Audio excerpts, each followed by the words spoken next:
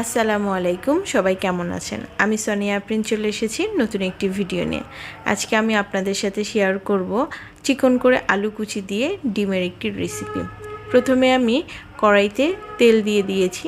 তেলটা এবং কড়াই দুইটাই গরম করে নিতে হবে। তার মধ্যে দিয়ে দিলাম অল্প একটু হলুদের গুঁড়া এবং সামান্য পরিমাণে লবণ।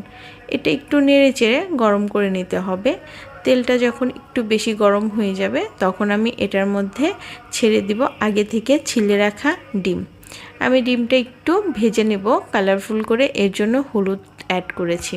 তেলটা এখন অনেক গরম হয়ে গেছে, আমি ডিমগুলো দিয়ে দিয়েছি। বাসায় 4 জন মানুষ ছিলাম, সেই জন্য 4টা ডিম দিয়ে আমি রেসিপিটা ট্রাই করছি।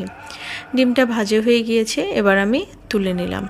এখন ওই একই তেলের মধ্যে আমি এখন দিয়ে দেব আগে থেকে কুচি করে কেটে রাখা পেঁয়াজটাই হালকা একটু ভেজে নিব। তারপরে আমি অ্যাড করে দিব আগে থেকে কুচি করে কেটে রাখা আলু। আমি আলু মেশিনের সাহায্যে কেটেছিলাম, চাইলে আপনারা হাত দিয়েও কেটে নিতে পারেন। আলুটা ধুয়ে রেখেছিলাম, সেই জন্য একটু দলা পেকে গেছে। আমি একটা খুন্তির সাহায্যে আলুটা একটু ছাড়াইয়া দিলাম।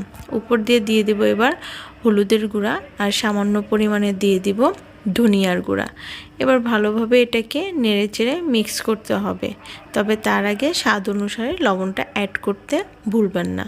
লবণ দেওয়ার পরে আমি এখানে দিয়ে দিব কাঁচামরিচ। চাইলে কাঁচামরিচটা পেঁয়াজের সাথেও দিয়ে দিতে পারেন, তবে আমি ভাজির ক্ষেত্রে সবসময় কাঁচামরিচটা একটু পরে দিই। কাঁচা কাঁচা একটা ভাব থাকলে আমার কাঁচামরিচ বা ভাজি এটা খেতে বেশি মজা লাগে। এখন আমি কাঁচামরিচ দেওয়ার পরে খুব ভালোভাবে মিক্স করে নিব, যেন হলুদ ধনিয়ার গুঁড়াটা আলুর সাথে ভালোভাবে মিক্স হয়ে যায়।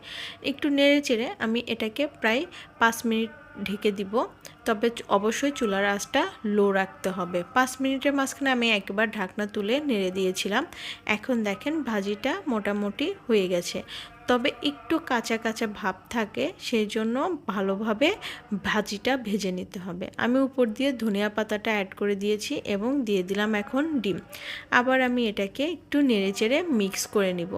তারপরে চুলার আঁচটা একেবারে লো রেখে এটাকে আবার ঢেকে রাখবো। যেহেতু আমি আলুটা একেবারে চিকন চিকন করে কেটে নিয়েছি, সেই জন্য মনে হবে যে এটা হয়ে গেছে, কিন্তু আদৌ হয় না। যখন এটা একটু অন্যরকম কালার আসবে, নিচ দিয়ে লেগে যাবে, তখন এটাকে সার্ভ করতে হবে। এই তো রেডি হয়ে গেছে আমার রান্না। কেমন হয়েছে কমেন্টসে জানাবেন। আজকের মতো বিদায় নিচ্ছি। আল্লাহ হাফেজ।